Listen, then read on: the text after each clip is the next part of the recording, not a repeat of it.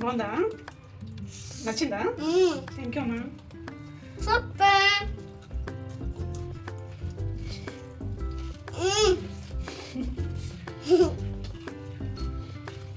చాలా బాగుంది టేస్ట్ అయితే. సో ఈరోజు మాది ఇదైతే ఈవినింగ్ ప్రోటీన్ బౌల్. మస్తు ట్రై చేయండి. నేను ఇక్కడ పెసర్లు, అలసందలు అలాగే మెంతులు అయితే నానబెట్టాను. మెంతులు ముందే పెసర్లతో పాటు నానబెట్టలేదు, లేట్గా వేసాను. అందుకే మెంతులకి నాకైతే స్ప్రౌట్ ఎక్కువ రాలేదు, చిన్నగా వచ్చాయి. ఇలా స్ట్రైనర్లో వేసేసుకొని పైన ఒకటి ఏదైనా క్లోజ్ చేసి మనము అలా 8 గంటలకు ఒకసారి అలా మధ్య మధ్యలో నీళ్ళు చిలకరించుకుంటూ ఒక కింద ఒక బౌల్ పెట్టి పైన మూత క్లోజ్ చేసామంటే ఇలాగైతే వస్తాయి. ఒక 2 డేస్ పెట్టాను నేనైతే. 2 డేస్ ఈవినింగ్ కల్లా నేను ఇలా నీళ్ళు చిలకరించి పెట్టేశాను. చూసారు ఎంత పెద్దగా వచ్చాయో.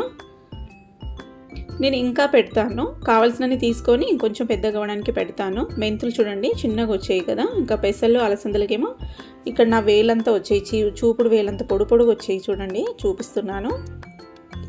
మనకి ఇలా స్ప్రౌటింగ్ ఎంత ఎక్కువ చేసుకున్నామంటే, స్ప్రౌట్ ఎంత పెద్దగా వస్తే అంత ఎక్కువ బెనిఫిట్స్ అయితే దొరుకుతాయి. అండ్ మనం ఇలా పెద్దగా స్ప్రౌట్ చేయడం వల్ల పిల్లలు కూడా ఇష్టంగా తింటారు, ఎందుకంటే టేస్ట్ కూడా చాలా బాగుంటుంది. నేనైతే దానికి కాంబినేషన్గా అంటే ఇప్పుడు ఈ సలాడ్ కోసమని ఇక్కడ క్యారెట్ అయితే ఇలా చీల్చుకున్నాను చూడండి, పొడుగుగా సలాడ్కి వేసుకునేలాగా. అండ్ కావాల్సినన్ని స్ప్రౌట్స్ అయితే తీసుకుంటున్నాను. ఏదైనా ఒకటే కాకుండా ఇలా మిక్స్ వేసుకున్నామంటే ఇంకా బాగుంటుంది. అలాగే క్యారెట్ వేసుకున్నాను కావాల్సినంత. మీరు ఇంకా కీరా ఇలాంటివి ఎక్స్ట్రా యాడ్ చేసుకోవచ్చు, క్యాబేజు ఇలాంటివి కూడా. నేను పిల్లలకి అడిగేసి వాళ్ళకి ఏమేమి కావాలో అవైతే వేసాను. ఉల్లిపాయ ముక్కలు, కొత్తిమీర తురుము వేసాను. ఇంకా చిల్లీ పౌడర్ కొంచెము, మిరియాల పొడి, ఉప్పు అండ్ జీరా పౌడర్ వేసి ఫైనల్గా పెరుగు అయితే వేసి మిక్స్ చేస్తున్నాను. మన సలాడ్ అయితే రెడీ అయిపోయింది, ప్రోటీన్ బౌల్ అయితే. పిల్లలకి ఈవినింగ్ టైంలో అయితే ఇలా ప్రిపేర్ చేశాను, ఇంకా అందరం తినడానికి. టేస్ట్ అయితే చాలా బాగుంది. పాపకు పెడదాము. బాగుందా? నచ్చిందా?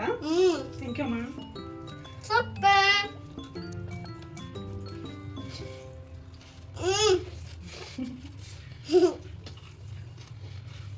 చాలా బాగుంది టేస్ట్ అయితే.